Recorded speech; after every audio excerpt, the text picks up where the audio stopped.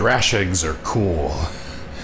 Welcome to the Time Treadmill. I'm Ron, and these are my sweaty thoughts about Doctor Who.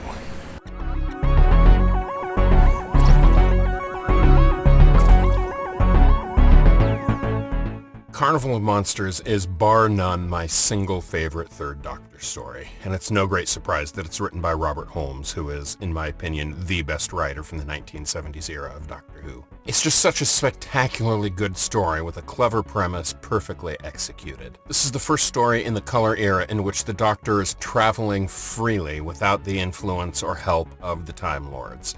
At the end of the Three Doctors, he was released from his exile on Earth, and so here he is traveling with Jo Grant freely for the very first time. And where do they arrive?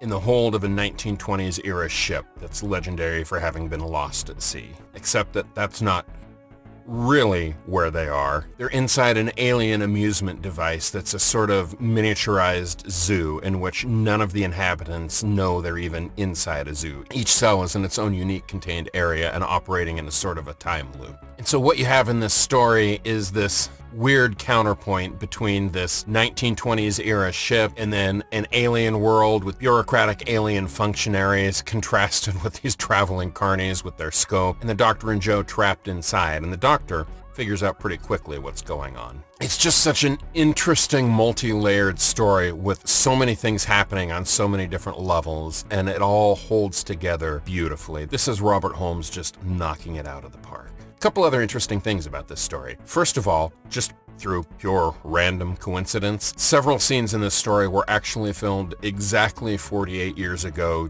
today.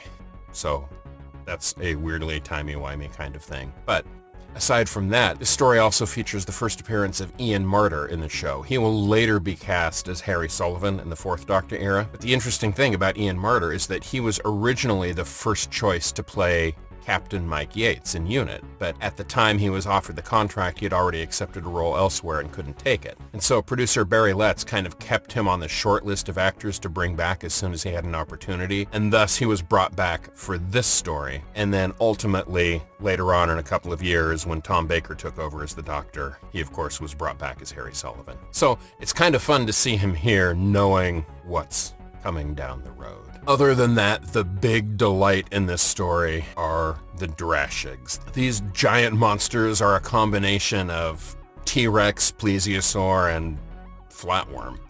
They're horrifying and scary, and they're great. I love these monsters so much. I would love to see Doctor Who bring them back in the modern era with modern special effects. If there was a random monster I could pick to have show up again in the story, it's these guys right here. So anyway, I've still got one more day of this story. I'll get to that tomorrow. So until then, look, folks, I am serious. Right now, this virus is blowing up like crazy where I am. So please, just stay home, stay safe, be kind, be patient. I will see you tomorrow.